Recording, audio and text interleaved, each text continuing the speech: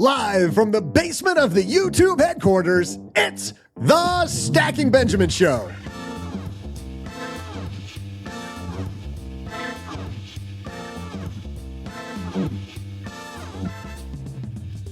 I'm Joe's mom's neighbor, Doug, and how do you talk to kids about money? On today's special roundtable discussion, we pair a family money podcast host, a kids and money expert, and a senior in high school to talk all things families, money discussions, and important lessons. And now, a guy who raised two kids of his own who somehow turned out okay, it's Joe Saul-Sehy. I can't tell you guys how long I've been waiting to have this conversation. So let's meet the participants that are going to help us have better family conversations. First of all, let's go to the woman who I've been working with closely for the past year. She is a senior in high school, about to transition to college. Say hi to the person behind the Liv Lab. Believe it or not, her name is Liv. Crazy. Liv Roder's here. How are you, Liv? I'm good. How are you? I'm so excited to be here. Well, I'm so happy that you're here. And as you know, we've been planning this for a little while, you and I. But tell everybody about your awesome show that our mutual friend, Doc G, introduced me to, which led to you and I spending a lot of time talking about our podcast together. Yeah, so I host the Liv Lab, and it is all about careers and setting yourself up as you get into college and even after college. So it's a Liv Lab. So like we're figuring out life together. I in no way am like a professional or know what I'm doing. So we're just exploring together. I absolutely love that. And I love the questions you ask. And isn't it cool that you get to ask some of these pros in different areas, all these personal questions that you wouldn't be able to ask in real life, I think?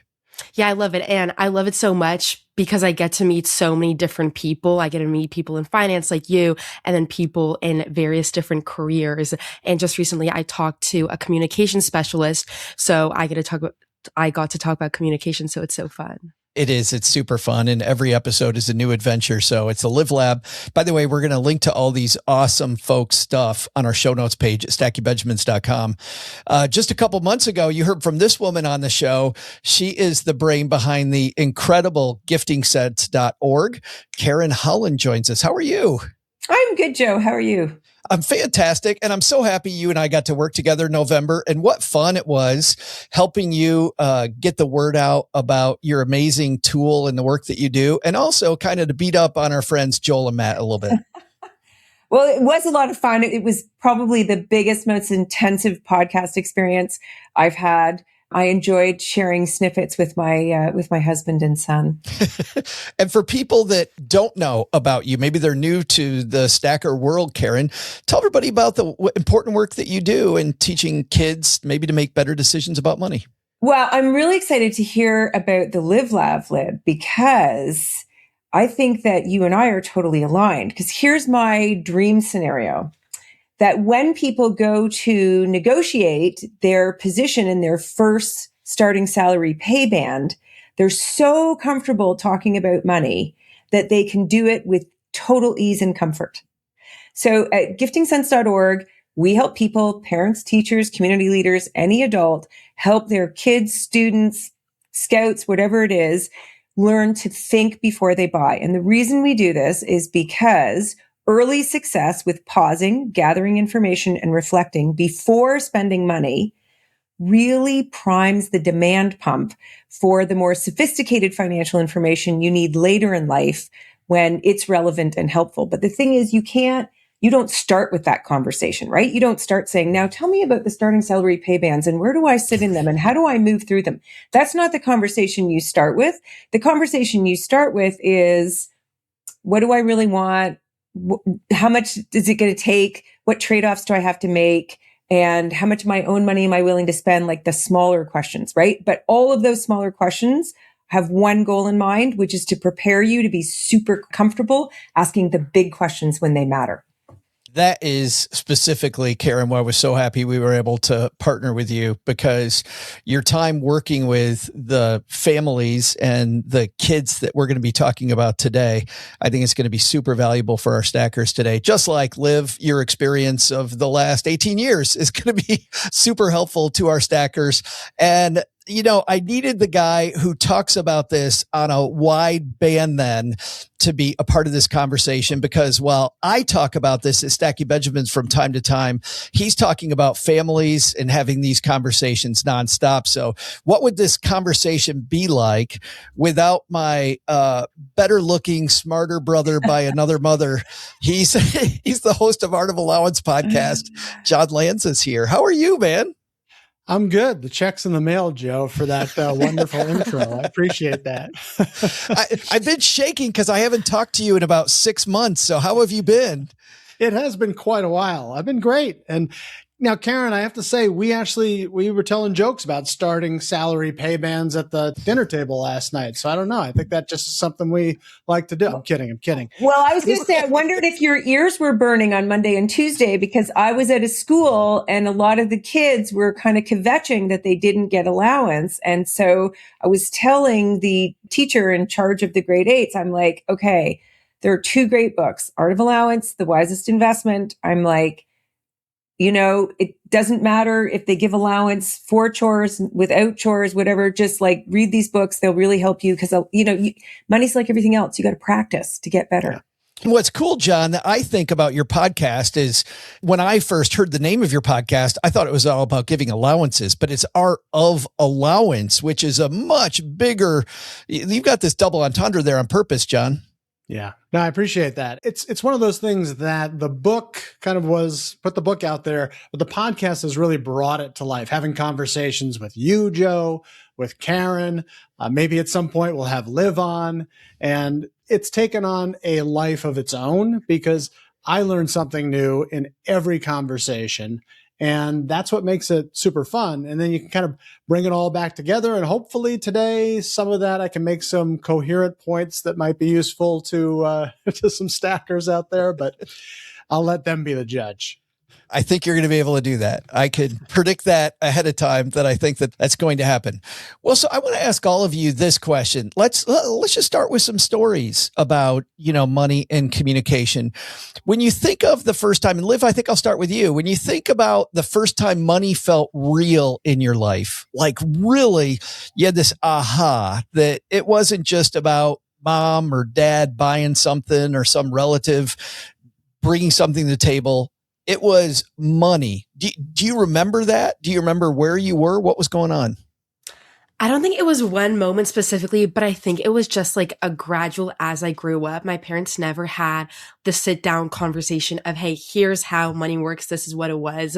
But it was more gradual when I started getting allowances, when I started spending my own money, when I started realizing, okay, what I want has a cost. I can't buy everything that I want in a day. When my parents were like looking at different houses to buy, when my brother went to college, seeing how expensive college is, and understanding that money it's not just like a number, but it has like value. It has like a price tag. So I think it was like a gradual like progression and understanding it. When did your parents get a new house? For one period of time, we were looking at different houses. Okay. We ended up staying in the same house, but then we were looking at like $1 million houses. Wow. And back then, yeah, because I like live in the Bay Area, and I was like, and we would tour houses, and then I would see the coolest house ever, like this amazing house, and I was like, guys, like let's buy that. Like that's like such a cool house. They're like, like a bit over a price budget. I was like, what do you mean? Like this is so cool. It's funny because I think $1 million in the Bay Area, doesn't that buy like a Subaru down by the beach and you sleep in the back? It's tiny. Yeah, it's not much. John, do you remember when money really felt real to you? The one thing I remember in particular with my parents and money was they wanted me to stop sucking my thumb at like age 7 or 8, right? I was like Linus Van Pelt. Anyway, I was sucking my thumb, so they decided they were going to kind of bribe me by getting me a Lego helicopter. And at the same time, they started an allowance with that. And the whole thing just kind of the copter went down like it was Black Hawk Down. Like everything that they had this idea that they were trying to make happen, which was allowance and bribery. And my parents were wonderful, but we never really got the money conversation off the ground from a young age for some reason. And that's kind of stuck in my memory. So it's part of the reason that I kind of got into this whole idea of allowance, because I think you have to kind of commit to it on a longer term basis. And we didn't really get that opportunity to do that. It's interesting to me that for Liv, Liv, it felt like your early discussions around money, it was choice and you kind of felt the money pressure, of the family deciding your brother going to college or buying this different house. And for John, I think it's interesting, like the intention of what parents wanted, which often happens, right, with what really ends up transpiring. Karen, what was it for you that you remember early on? Well, I had a very different experience. My mother was a kindergarten teacher, and she was pretty deliberate about everything. I think I've said this to you before, Joe. I know that Tim Geithner is credited with plan beats no plan, but I always like to tell everybody I'm pretty sure my mother said it first. So Tim got it from your mom. Tim got it from my mom. And when we were the summer between 7th and 8th grade, I have a twin sister. She had my twin sister and I make a list of everything we thought we needed to, go into grade 8. Loaded for bear. And so we went to town, we made this huge list. We thought it was super comprehensive. And we added up all the money we needed to buy that. And she was like, okay, no problem. And she gave us that amount of money, which I think it was $79, which, at the beginning of grade 8, like, why not $1 million, right? Sure, Kathy and I were kind of like, why are we even going to school? We're loaded. Okay. So of course she was so smart because she knew $79 was not enough to get all her back to school clothes and Gia Her Smells Terrific shampoo and Bonnieville lip smackers. And I blew it. I bought a pair of burgundy penny loafers. Burgundy's finally back. What is it, like 60 years later, right? Burgundy's made a big comeback this winter. And then I couldn't do anything. I couldn't go to the movies. I couldn't get pizza when it was pizza day in the cafeteria. And I think back to, my mother could have given me another $5 or $10, but she held her ground. And then when you become a parent, you realize how actually hard it is to hold your ground. Like, trust me, Liv, your parents are somewhere going like, oh, is she going to be okay? Like, we really want to give in, but we know if we give in, like, it doesn't serve her long term. Like, it's so hard. But I give her so much credit because that was kind of the beginning of the end. And ever since then, my sisters and I can stretch a dollar like nobody. We have one girlfriend who says, you two are Olympic dollar stretchers. And she goes, and I'm not talking silver or bronze. Gold. Values and choices, Mom really taught. It's so powerful. Plan beats no plan. So money intentionally spoken in your house, then it sounds like, Karen, like Mom, very intentional about it. Liv, it sounds like parents involving you guys in some of the big decisions, but you guys don't you and your brother didn't have sit down meetings with your parents to talk about money at all? I don't think it was like a sit down, but I think they just served as role models in general, and like the way that they spent and the way they saved. Since I can remember when we would get money from birthdays or from grandparents or for Christmas, I've like always had a bank account. So then we would walk down the street to the bank account, drop it off, and I would always get this little receipt of how much money I had. And at that time, it was just like a number. I didn't understand the value, but just doing that practice over and over. And then I remember one day it hit my mom was like, oh, why don't you save some of that money instead of putting it in your bank account? Why don't you spend it? And I was like, what? Like, no, like I spend your guys' money. My money goes to the bank. Your wallet goes to the store. And my mom was like, no, like it's like your money that you can spend sometimes. So it was small moments like that. And then understanding some of the money I want to save up, because I like when the number on the ticket from the bank goes up, but then some money also I get to save and spend. That is funny because we were having this discussion the other day that when it was my parents' money, oh, that was great. But it was the first time my parents was like, well, you can spend your money. I'm like, whoa, wait, what? Like, what the hell? What are you talking about here? When we run parent-child workshops or when we give talks at schools, we say all the time, the quickest way to move the conversation from can I have it to is it worth it is to offer to split the cost. Because kids spend their money very differently than how all of a sudden you're like, maybe not. And I think that's one of the best parts about allowance that parents realize is that when you're shifting the locus of control from you making the decisions to the kid making the decisions, they have the same kind of realization that Liv has had, which is it's my money now. and I'm going to spend it much more smartly than I would have spent your money. John, I think for the first time I ever talked about our allowance with our twins was on your podcast. And, the hard thing about the allowance for me as a parent was giving my kids the ability to mess it up and not say anything, letting them go ahead and make the bad decision. Although I think, and Karen, we'll get into your tool in a second, which I think really would have been forward thinking had that been around when my kids were young.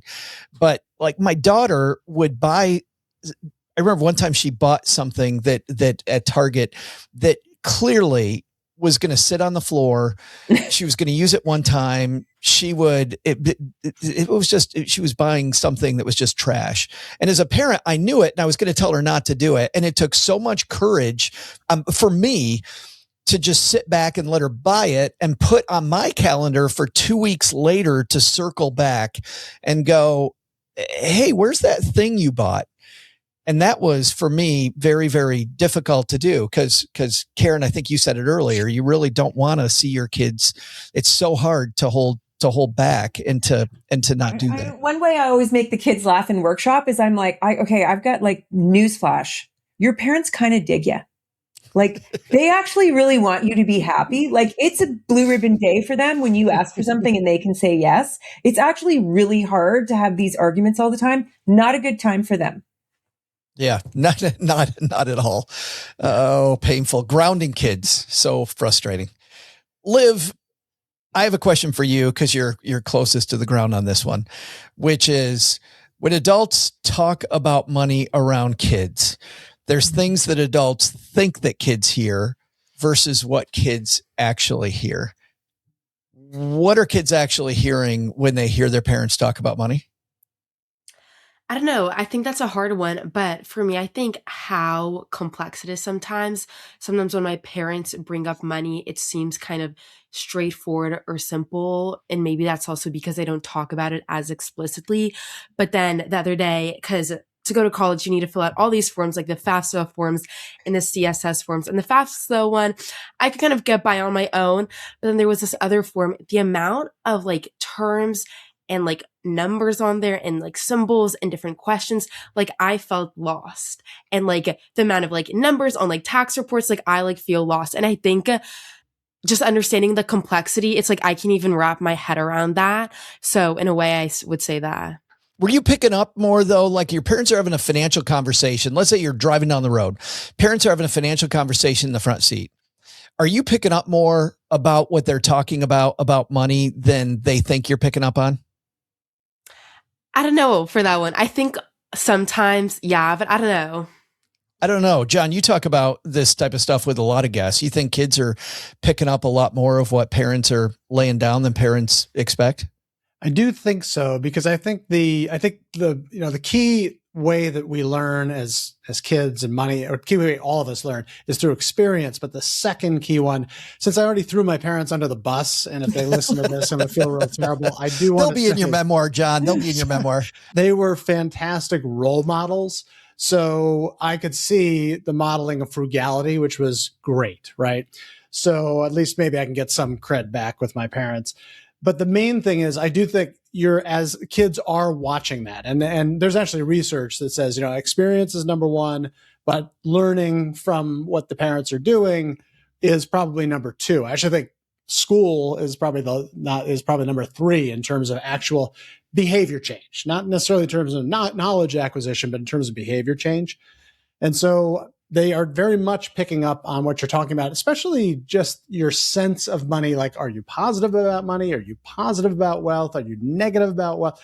Those things I think really do imprint on kids. But I'd be curious, like, if Liv, did you get a more positive sense of money or a negative sense? And how did that change over time? I'm curious if you had any of those kind of feelings. I think overall I had a positive sense about money. It was like a tool. Like my parents were never crazy frugal in the sense that money isn't something that you should spend. It's only saving, saving, saving. But they also always had it in mind that it was saving. So I think growing up, yeah, it was overall positive, and we would have nice things. We would go to nice dinners. We would have we would go on vacations, but it was never that scarcity wasn't something that we didn't have to worry about. There was always a limit. And especially now when my brother goes to college and now I'm going to college, it's like this conversation. Oh, how much does a college that you apply to, how much does a college that you're going to cost? If this is a safety school, is such a high price tag worth it? If it's a better school, how can we make it work? But I think overall it was a positive sense, in the sense that it's both something that you should save and spend. So finding that balance. Do you feel pressure to choose a college that is more affordable than, let's say you've got two choices, one that is a private school, costs a lot more money versus a public and state school?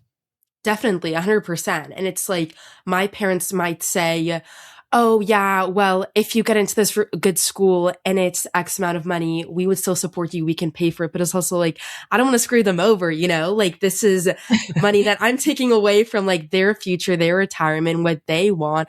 I have goals, but they also do. So, and if there's another school that costs a lot less, then I'm not going to just say no to that one because there's this other school that I like more. So I think not that there's this sense of guilt, but there's just like this sense of like, oh, like what's the price tag I'm looking at?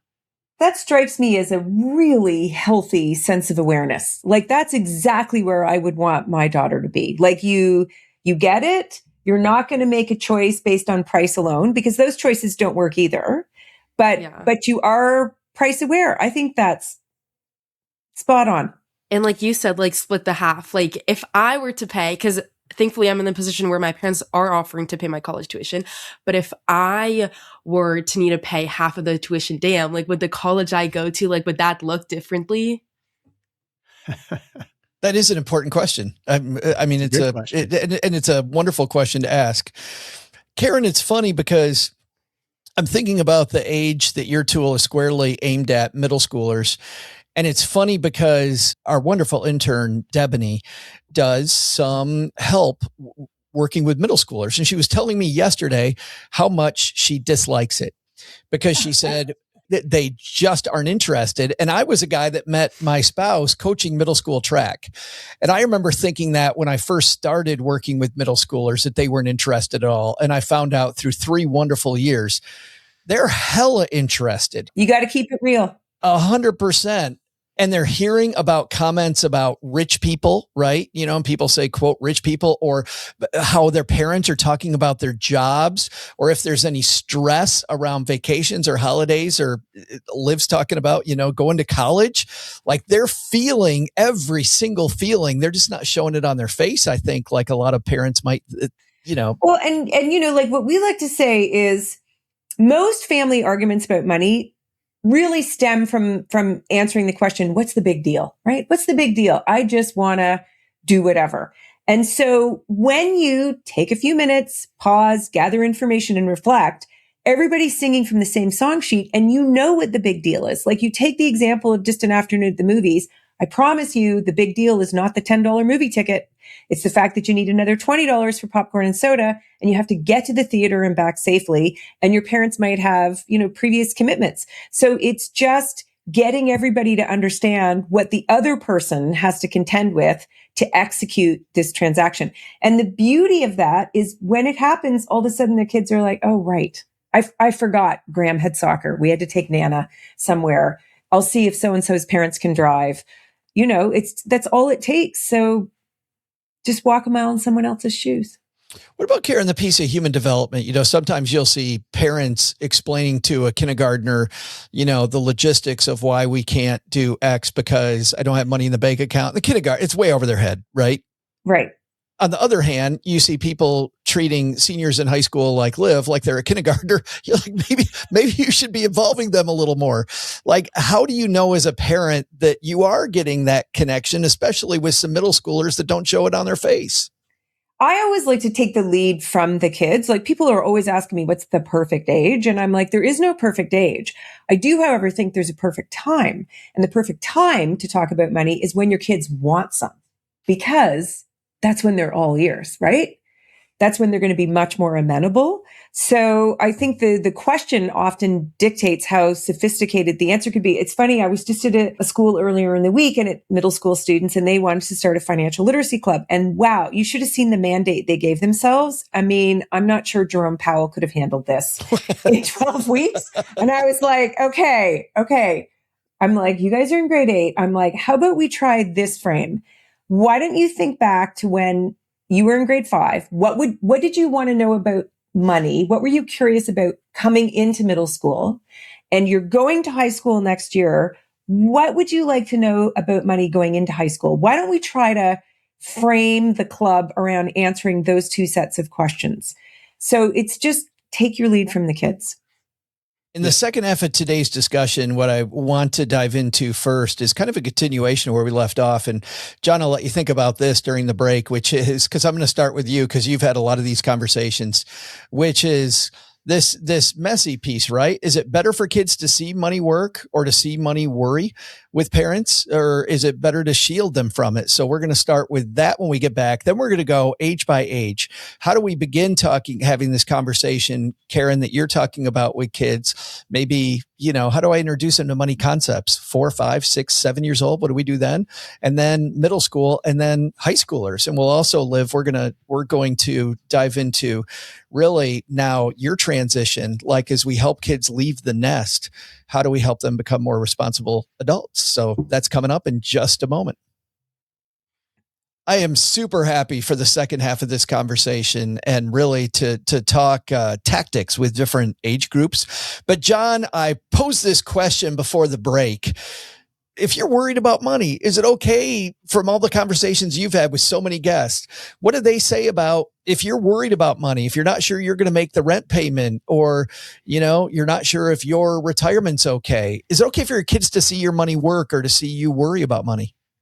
Well, you do have to handle it in an age appropriate manner, right? And so you obviously don't want, if you're worried about making the rent, you don't want to scare your 5-year-old. But I think the best thing you can do is that, first of all, kids are going to know if something's up, right? Because they're going to feel your stress. I mean, I'm sure Liv can attest to this. Like if your parents are stressed, they're stressed, even if they're trying to hide it from you. Actually, the hiding is probably part of the reason that you sense that they're stressed. So one of the best pieces of advice I heard from a counselor one time, and I'm forgetting who it was, but I thought it made a lot of sense, which is that just involve the kids in the issue. So, for example, if you are between work and your income is down, you can talk to your kids about the fact that we may not be able to, go out to dinner. We might have to cut back on certain things. And we might want to, actually, I remember, Joe, you saying that you did this with your kids, where you incentivize them to use less energy in the house by paying them, I think, half of the savings on the bill. It's that kind of idea, which is the kids want to participate in the solution for the family. So figuring out a way, in an age-appropriate way, for them to recognize they're going to see that you're worried, and then they're going to be a part of the solution to get you to bridge this gap from we're very concerned to we're going to get the ship headed in the right direction again. I really like that, John, because one family therapist told me that all kids want to know is that it's going to be okay. Yeah. Right? Nobody thinks they're going to live in fantasy land. And so they know there's an issue and they actually feel empowered when you involve them. And as long as they know that you're going to be okay, you're thinking about a plan, to your point, they can be part of the solution, because they do know, and all the secrecy, like what they imagine is 9 times out of 10, 1,000 times worse than reality. Right? Yeah. Yeah. And you hit on such a key word. It's the empowerment side, because that's really what we're talking about in this whole conversation, right? It's like we want to be having these conversations with kids as young as possible so that they feel empowered to be able to come up with the solutions like we just talked about, or in the case that they want something, they have some method of doing it. Gifting Sense helps them do that. I always talk about, like with young kids, to your point, Karen, when they get an allowance, the most attentive they're going to be is when they go to the store, they want something and they don't have the money for it. That's when you set a goal, put a picture of the goal on the jar, and now you're starting this path to learning about how money can be empowering to them. And then it gets exciting. Yeah. The jargon piece, Liz, when you said the FAFSA forms are filled with all these acronyms, like the gold standard for measuring whether or not financial literacy works, economists call it the intervention works, is this thing called a randomized control trial. So they take 20 kids and 10 kids get the treatment, they get the intervention, they get the class, and 10 kids don't. And then, 20 years later, you compare them, except no parent alive ever wants to put their child in the control group. So it's almost impossible to get a randomized control trial. What I would have loved to have known is if you had been in a mindful spending workshop when you were in middle school and continued to ask questions, if you would have been less intimidated by those acronyms, because you would have had, by this point, years of experience where it's like, I learned vocabulary words in every other subject. Why not personal finance? Because we do find that the jargon's really intimidating, but every subject you take in school has jargon. It's just vocabulary without understanding.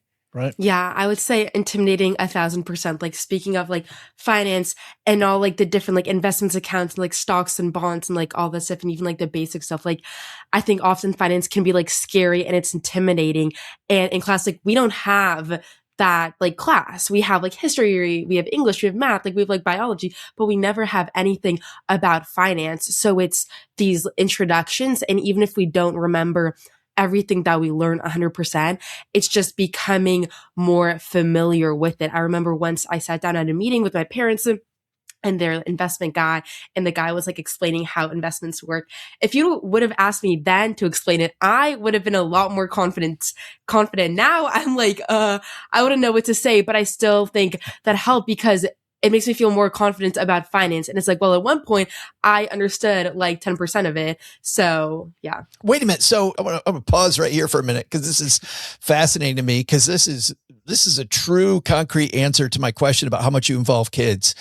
Your parents had you go to a meeting with their financial advisor.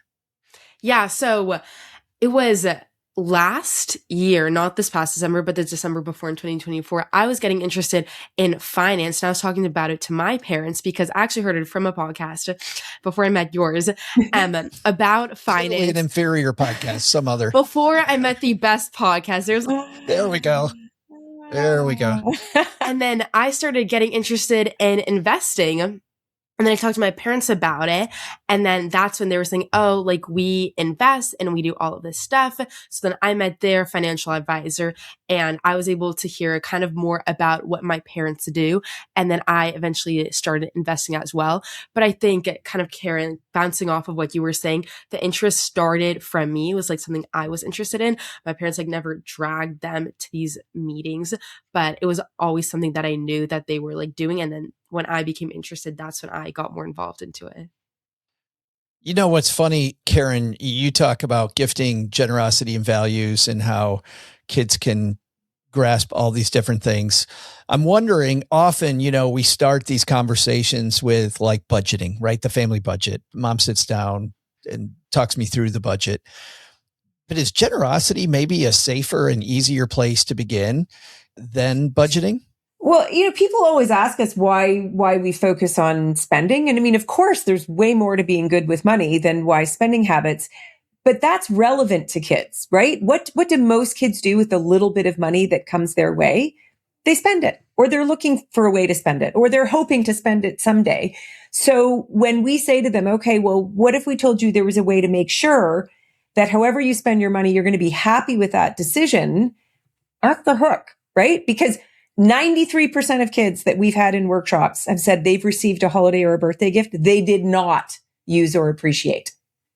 So this is happening all the time. And it's not just for financial literacy, to combat climate change. I mean, the planet just cannot sustain these underappreciated gifts. We think, oh, it's one t-shirt from Shine, one pack of pencil crayons or whatever, but there's 66 million school-age children in Canada and the United States. So every 10% reduction in underappreciated birthday and holiday gifts, it's one NFL football field. Let me say it again. One NFL football field less of garbage going into landfills. I remember my friend Sean Mullaney talking to me about this the first time, talking about just walk into a Target, any Target, and think about the fact that no matter how well we treat all this stuff, someday it's going to end up in a landfill. And then you see all the Targets along the road and the Home Depot next to it and the Lowe's and the, Walmart, whatever next to it. You go, oh my, that's a ton of landfills. And just, I love the focusing on what you value aspect of buying less, much more than, just quote being frugal. I think it's so much more. No, we see all the time. I am not in the feel bad about spending business. I'm in the think more about spending business. Yeah. I mean, life is no fun if you never have wants. I have wants. I have lots of pretty things, but I just really try to buy stuff that I'm going to use and appreciate, because to your point, otherwise it's just on a short path to a landfill. Yeah. Well, what's great about that, Karen, is you are a money expert, right? And so one of the difficulties that money experts have is they tend to look at money, in a very scientific manner, very kind of math oriented manner. And there's an element to that, obviously. But we all interact with money based on how it makes us feel. And the only way we're going to figure this out, because we have to figure it out on an individual basis, is to use it, is to spend it and figure out slowly, like, that made me feel this way. Spending that money and wasting it on something that went to pot, 2 weeks later, that was terrible too. And to Joe's point, he brought up the circle back technique, which is something we talk about now ever since your podcast, Joe. We talk about the circle back technique all the time, which is a great idea, which is you're maintaining the empowerment. Your daughter was buying whatever it was. You wanted to step in, but you didn't. But then you gave her the chance to reflect on that purchase. And in some cases, if you use the circle back technique, the kids will be like, that was great. I got 2 weeks of absolute fun out of that thing. You might have thought it was junk, but it was terrific. In your case, you circled back. And in that particular case, it was not good. But the point is the reflection. And the point is she starts to understand how money makes her feel. And you can only do that by doing really spending and purchasing items and just going through life experience. Okay, I want to be junior podcaster now because I'm the only person here who actually doesn't have a podcast. So junior podcaster Karen Holland. You're feeling FOMO. That's what's happening, That's Karen. right. I want to ask all of you, because everybody's got their answer. What is one purchase that you're like, hot damn, this is the best money I ever spent. I have just used this thing into the ground, or it makes my life, because that's the feeling that I want you to have with most of your purchases. So for Liv, what's that thing for you that you're like, I have never spent better money than when I bought X? Okay, I would say I love snowboarding so much. And then I wanted to get a snowboard because usually I rent. And then my parents and we split the cost of a snowboard. And I have definitely not regretted it. Just this past weekend, I went and I was like, wow, this is the best thing ever. So yeah, definitely my snowboard. Joe? It is the money that I spend on, so it isn't one thing, but it is one category of things. The money I spend on board games, which are people that know me know how much money I spend on board games. But it's because I value the interaction and us sitting across the table and laughing and having these shared experiences together with no pressure. And frankly, a lot of the time we won't even finish the game because just sitting down in a very relaxed environment allows me with a group of people I don't know that well to all of a sudden have a wonderful conversation over, a foamy beverage or a glass of wine or just the game, and we'll get laughing and talking about stuff. So for me, that's my favorite, expense that I think some people don't value. You get high return on interaction for that. 100%. John? I like that. I want to go play some board games now. So come on, man, let's go. You're all invited. I would say probably my Kindle, because I use it every day. And it's just that thing, just the returns have been astronomical. So I love my little Kindle. Okay. So that's the feeling that I would like most people to have after they bought most things. I want you to just feel like, wow, this was so great. It does what I need it to do, or it helped the person I wanted it to help. I feel so good every time I use it or I see them using it. That's the feeling that we want to have more often than not. And I feel like this is where the DIMS score really comes in, because if you're going to have that feeling, you can anticipate it ahead of time. And when you do buy the thing, you have built it up enough in your head ahead of time, which, speaking to former Wall Street Journal personal finance editor, Jonathan Clements, Jonathan said on one of his appearances on Stacking Benjamins that one of the most delicious things you can do is purchase a vacation way in advance of taking it. Because the fun of anticipation that you get versus if you go at the last minute makes that purchase so much more. But the DIMS score, you're walking through, Karen, all these reasons why I want it. Man, if it meets all those criteria, then you're laughing when you get that thing. Like you're just absolutely in love with it. It's such an easy way to avoid regret too, because so many times, because spending is so frictionless today, right? It's buy first, think later. It's quick. It's just not arbitrary, right? You're like, okay, how often am I really going to use it? How much does sales tax and shipping add? You go through this whole thing. And I'm telling you, I see it every week. Half the time the kids are like, wait a minute.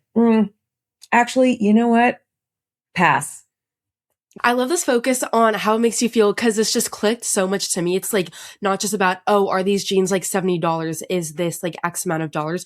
But it's like how it makes like you feel. Cause okay, I like shopping and like no matter how much I restrict myself like from a Target, like if I go and buy something, like I'm going to feel happy, but it's all about this trial and error. Cause if I go and if I see something that I really like and I know I'll use it and I buy it, then I'm going to feel good about that purchase. Yes, it was expensive, but it's something that I use so often. But then there's been several times when I go to the store and I think, oh my goodness, like this is so cute. Okay. And this and this. And I have like 5 items that I think are so cute. But in that moment, I'm like, they're cute, like they're trendy, like I'm going to look so cool at school. But then instead of pausing and thinking, okay, do I need to buy 5 cute things at one time? Most likely not. Instead of doing that, I kind of just like go to the checkout and it's so frictionless, as you said, just swipe my card and then done, I have it. But then in the end, after a few weeks or so, I'm like, damn, like, should I really have spent like that much money? Cause now if I want to buy something else, it's like, well, I already just got so much clothes. So I love the idea of it's about how it makes you feel. And then sometimes spending more doesn't give you that good feeling. It actually gives you that bad feeling. And on those big purchases like college too, I mean, we spoke about this earlier, but like, Liv, you were talking and Karen, you pointed out, all these acronyms and all the stuff, like you get time to get comfortable with all of the things around these major purchases. And those acronyms, by the way, Liv, never go away. It's not just the FAFSA. Like it's, we struggle with Roth IRA and 401k, somebody's listening for the first time. They're like 401k, I can't run that far. Like, no way. That's way too far. It's so frustrating, the acronyms and the jargon that's just built into everyday financial talk. Let's talk about different ages. Let's go to John with this one. John, what does a healthy money conversation sound like with a 6-year-old? 6-year-old, you probably will have started an allowance. And so when you do that, you really want to be kind of very clear to say, listen, I'm giving you this money. Let's just say it's $6 a week. I'm giving it to you to teach you to learn how to use money, to see how it makes you feel, to get some of the things that you want. And then you put it into like 3 jars and they start to understand that they have to make decisions when they get money. And you're not talking, all you're really doing is just telling them, this is money. I'm here to help you. You're going to use this money to get stuff you want. To Karen's point, that's what they care about. What can I do with this money? And we will talk about it. And the other thing I think that's good is, surprisingly enough, at that age, you can even begin to negotiate with them. Like if they decide that they want to make a case that they should be getting $7 a week, great. Take that as an opportunity. Doesn't mean you give in, but you can have a conversation about why that might happen. And then you can kind of step up the allowance from age 6 to 7 to 8. It's kind of like the starter allowance.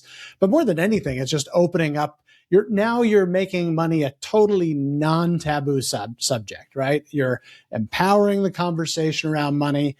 And it's surprising how much these kids will understand and be ready because, to Karen's point again, money gets them the things that they want. And that's empowering for them. Around the negotiation, I don't know if this is good or bad. I'm not an expert in this area. I just thought this was funny. This one very bright young woman told me in an interview a long time ago that what her dad did was he would post all these different jobs on a job board and his kids would bid on the jobs. and they would bid against each other for the jobs. And then they realized that if they colluded, which was exactly what dad wanted, if they colluded, they get more money out of dad's pocket. So they began to learn to work together versus work against each other when they were bidding for the jobs. I thought, so when you were talking about negotiating, John, I thought about that immediately. Well, this is the thing about being a parent. And now my kids are now 22 and 20, and you're just like, oh, you hear ideas every day, like, oh man, I wish I could have implemented that idea. It was such a good one. And then they start to repeat it back to you. My son's 26, and now, he'll say things to Mark and I, and I'm like, oh man, like I got no moves because I know exactly where that came from. Well, Karen, let's ask you this one, because same question, but for middle schoolers, what's a healthy money conversation sound like with a middle schooler? If you want something, what are you willing to do to get it? What are you going to give up? What will you help out with? What's a reasonable trade-off in your mind? It's just practicing making trade-offs, practicing making choices. We practice our times tables. We send all our kids to driver's ed. Liv, your parents probably sent you to driver's ed, right? And why is that? Why did they send you to driver's ed? So they don't have to teach you how to drive. Well, that's a symptom maybe, but they wanted you to have foundational skills and awareness. Yes, also that. Before you took That's what I meant to say. I knew that's what you meant to say. Before you took 3,000 pounds of steel and glass on the road, right? So yes. We want middle school students to have foundational skills and awareness about the components of a well thought out decision, so that when the decisions are higher stakes, they're really comfortable evaluating alternatives. Liv, you are just exiting this part, so I'll ask you this one. What's a healthy conversation with a high schooler look like when talking about money? One thing that has been super helpful, and not all high schoolers can do this at the beginning, but definitely at the end, is getting a job, because then it's suddenly you have a source of income that isn't your parents. So if you do want to negotiate, it isn't anymore, Dad, can I have like an extra $20? Dad, can I have like an extra $30? It's talking to your boss and like talking about that negotiation. And now suddenly you have, and often then you are going to get a like larger paycheck, and then understanding, okay, it's time to start saving up. How can I start saving this? But I also want to spend. How can I start spending this? Because now you have such bigger expenses that you want to buy and things you want to do. So then also having like this paycheck of your own. And now it isn't anymore money coming from my mom and dad. It's like my own money. So then it's using these lessons and kind of like growing them to a bigger playing field.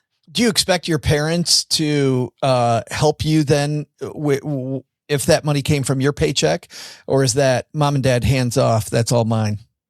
Like when I'm buying something? Yeah. About making good decisions about that money that you brought in from your job that you had in high school. Oh, I think it's a mix. I think if I want to buy something that they think is like ridiculous at the end of the day, I can make that money and I might like learn that lesson from it. But they'll also say like, hey, like maybe like you shouldn't buy that. And it's also the way they spend money. It's like they think about their decisions before. And like with my experience, when I don't think about my decisions, then I end up regretting it after. So I think it's definitely a mix. It's like at the end of the day, it's my choice, but they definitely have their input. John, I talk to older people about, teaching kids about money, and they talk about, like when my kids were young and your kids were young, I was teaching them the difference between like a penny and a dime and a nickel, and, and these different, just because a nickel's bigger than a dime doesn't mean it's worth more, like which was a big aha. Parents aren't dealing with that anymore. They're dealing with the fact that you go to Starbucks and you put your phone against a machine, and all of a sudden I get this drink. Like, how are you helping kids deal with the frictionless nature of money? It's a great question, particularly because you have so many places where you can't use cash. But I still think right now, this advice will probably change over the next 10 years. But I still think when you start young, you're much better off using dollars and cents for a few reasons. One, we know from research, and we just know from personal experience, it's harder to part with physical dollars than it is with digital dollars. It's also, when you do the allowance, that physical moving of things into different jars, like the share and the save and the spend smart. You're trying to teach them about making choices. So I think it's best to do the cash if you can, as long as you can. But there is definitely a case to be made. I talked to Chelsea Brennan, who's the smart money mama, and she had green light cards for her kids at ages 7 and 4. And her logic was she did not want to miss allowance time. She wanted to be consistent with the allowance. And that made some sense, right? And she had already been talking to the kids about, money. She has them moving the money on the cards into their different envelopes. So I think a combo is certainly, it's going to move more digital than physical as the years progress. But to the extent you can, do as much of it physical young, for as long as you can. And then they're going to, most likely, they're either going to ask for a digital card or some method of paying digitally, or you're just going to be like, as a parent, it's just so much easier. I can get the money to you faster. They can pay. They need to be digitally empowered as well. So that's good. But starting with cash early, probably the best idea. I see Karen nodding. I think she probably would agree with that. Oh yeah. I mean, the frictionless spending environment is just so tough, right? And it's the speed at which we make any decision now is so much faster than what it used to be. And it's not because the species has evolved, it's our environment, right? So this is why I'm such a big believer in imprinting this habit of pausing before we make decisions, because if you don't do it young, it's not impossible to embrace later, but it's a lot harder. And if we just take a beat, I mean, parents and school administrators are often worried that when we run these workshops, the kids are going to want to buy things that the family can't afford. And I'm like, I don't know everything, but I promise you, I've been doing this so long. Kids stop themselves. They are so capable of making terrific decisions when we give them a tool that helps them practice pausing, gathering information, and reflecting before they make the decision, right? They just need the tiniest bit of infrastructure and they'll blow you away every time. They'll hardly ever let you down. That was what was amazing that I was telling my intern about middle schoolers, Karen, was that she's like, they're just not paying attention. I'm like, they are paying so much attention. They are paying so much attention, and the degree to which I would ask them to jump and they would jump way higher than as their track coach. It was amazing how great these kids were. Here's my mic drop on how much attention they're paying. We had an 8th grade boy calculate the doesn't make sense score for buying Greenland. That's great. Is it too soon? They are paying attention. They are paying attention. Oh, that's fantastic. I want to ask one more thing because I was curious about this, even as we were just signing on today. So I think it's a great last question, everybody, which is, if families focused on just one money skill versus trying to teach everybody everything, like what's the one money skill you think you got to choose one, Liv? Which money skill do you think families should be teaching? Okay, not sure how concrete this is, but I would say awareness, being aware of what's coming in, what's coming out. I'm not a huge budgeter. I don't have a big budgeting planner, but I started getting into the practice at the end of every month. I go through my bank account and it lists it out nicely what I spent, everything I spent in the category, and I'll sum up all the categories and I'll see, wow, this month I spent $60 on Starbucks. And then by giving me space, I think of questions saying I could have spent that on a good pair of jeans, but no. So it's reflecting and being aware of how much I spent and how much I'm making. So I'd say awareness. That's kick-ass awareness through cash flow management. Karen? Well, it's the same answer as Liv's. I would just use different words. Think before you buy. Mm-hmm. John? Those are great answers. I think one of the things that you can start early to try to build a habit would be on the kind of portion saving side of things. So saving a bit of everything you make. So you're kind of instilling this idea of paying yourself first with kids. And that's the idea why when you have 3 jars, making sure that they're putting some money into the save jar as just a habit that they can pay attention to and be aware of. And every kid's going to deal with it differently, but at least they have an awareness that this is probably a good thing to do. And when it comes time for bigger money decisions, when they have a job, hopefully they'll follow that advice or follow the path that you've laid for them. The saving thing is so great because compound interest is technically, it's too complicated when they're little, but I wish we could show the curve to all these kids, and say, okay, listen, Warren Buffett's made 90% of his money since, what is it, his 65th birthday? Yeah. Yeah, using those calculators of if I invest now, how much money will I have when I retire? That was like a game changer for me. That was like, wow, like now that I'm young, now that I like can know about finance, this is when it matters.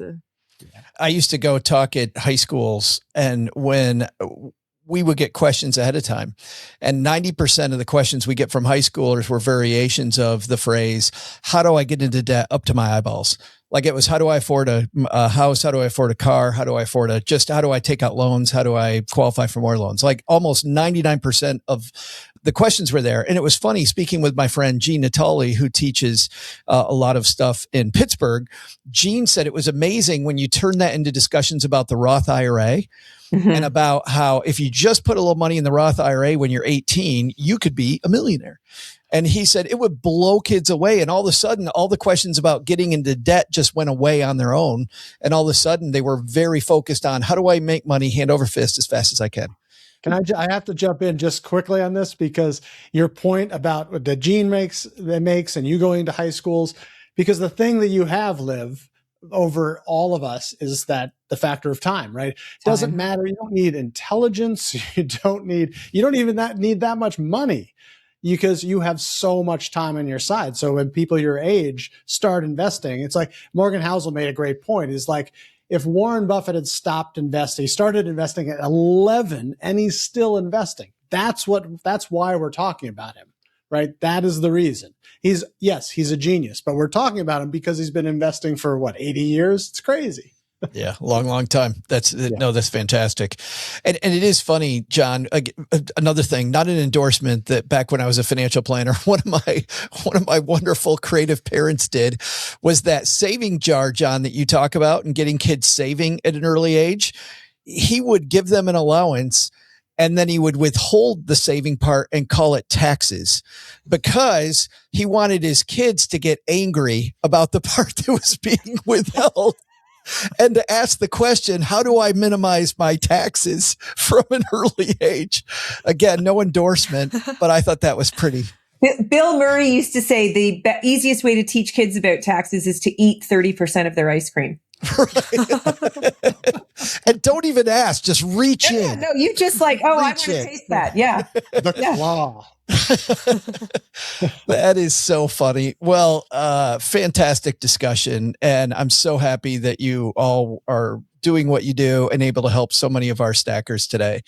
Let's find out what's going on where you live. And again, I will be linking to all this wonderful stuff that you do on our show notes page at stackingbenjamins.com. But Liv, we'll start with you. Thanks for joining us. I'm so happy we finally got this done. But what's coming up at the Liv Lab?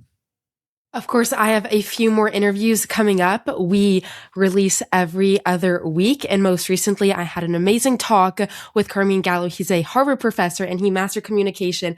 And now I always rethink how I'm talking and how I'm communicating. So I got to learn how to talk. That's so cool. Carmine is a, I wouldn't call him a close friend, but is a friend, and his Talk Like TED book is talking about coming out. Amazon, and what a wonderful guy. By the way, the first book I was ever quoted in was in Carmine's book, one of Carmine's early books. Yeah, which was really cool. So Carmine Gallo, man, you're getting phenomenal. That's incredible. That's a get. Yeah, it was so fun. Speaking of a get, it's always great getting Karen Holland. How about that segue, huh? On the show. What do you got going on at Gifting Sense? We are building 2 new DIM score calculators. We've had a lot of demand for these over the years, so we're working really hard on them, and we're hoping to have them available for Financial Literacy Month. and just doing workshops and educator webinars. We just did an educator webinar for the Council for Economic Education. What I love about working with them is they record them and put the recording on the Econ Ed link and all of your slides. So everybody, like everything you need is right there. And on the site, giftingsense.org, we have a for parents page and a for teachers page. It's fantastic. And you know, it's funny. I learned as much though on the for middle schoolers page as I learned on the and by the way, I'm not ripping the for parents page. It's awesome stuff, but man, some of these just, you know, when I get the latest board game, I'm like, I should buy that. I go the DIMS and I'm like, damn it. Maybe I should. Does it make maybe I have enough, which is an annoying answer, but it's probably the right one. What hole does that board game fill? That's the question you ask yourself. What hole is that board game filling? And I will always find like some spot where I can justify that purchase. I am very good at that. John Lanza, great seeing you again, my friend. What's coming up at Art of Allowance? We're going to be having a conversation about investing for parents and kids. I'm sure we'll touch on Roth IRAs, 529s, and the new Trump accounts that are coming out. So we'll hit on all of those, and that's going to be coming out in the next few weeks, which is exciting. And I hope that Karen's new gifting sense is going to be made for kind of the over 50 set. Do you have one of those coming out, Karen? I have so many parents coming to me. Well, first of all, everybody says that their spouse needs it, not them, you understand. Right. They've got it under control, but let me tell you, my partner, they need some help. People of all ages can use it. If it helps, we're happy. That's fabulous. And the Art of Allowance and the Liv Lab available where finer podcasts, only the finest podcasts, are listened to. All right, guys, that's going to do it. I'm going to pass this back to Doug, who I'm sure has been listening in to this entire conversation. Doug, what are the 3 things that should be on our to-do list at the end of today's show? So, what's stacked up on our to-do list for today? Well, first, take some advice from Karen Holland. Asking yourself, does it make sense before purchases is a great way to start any money conversation with a child. Second, take some advice from John Lanza. Money conversations begin by being open and honest, not by feeling like you have to be perfect with money. Get the whole family involved, and you'll soon have a money-savvy family. But the big lesson? Don't ask Joe's kids for a loan. I asked Joe's son Nick for $10, and I swear that guy's a loan shark. 2 shrimp appetizers next Friday at the Sizzler just for a 10 spot, Nick? Dang, kid drives a hard bargain. All right, I'm up against it. I'm in. You win. Thanks to the amazing Livia Roder for joining us today. You'll find her incredible show, The Liv Lab, wherever you find shows hosted by brilliant teenagers. We'll also include links in our show notes at stackingbenjamins.com. Speaking of brilliant, thanks also to John Lanza for hanging out with us today. You'll find his fabulous podcast, Art of Allowance, wherever you listen to finer podcasts. And finally, thanks to Karen Holland for joining us. Find her Does It Make Sense tool and more at giftingsense.org. Thanks for helping us raise lots of money last fall to help Karen's mission, too. This show is the property of SB Podcasts, LLC, copyright 2026, and is created by Saul-Sehy. You'll find out about our awesome team at stackingbenjamins.com, along with the show notes and how you can find us on YouTube and all the usual social media spots. Come say hello. Oh yeah, and before I go, not only should you not take advice from these nerds, don't take advice from people you don't know. This show is for entertainment purposes only. Before making any financial decisions, speak with a real financial advisor. I'm Joe's mom's neighbor, Doug, and we'll see you next time back here at the Stacking Benjamin Show. What was that? It's called the medium sketch. The medium sketch? Yeah, it wasn't rare, and it certainly wasn't well done.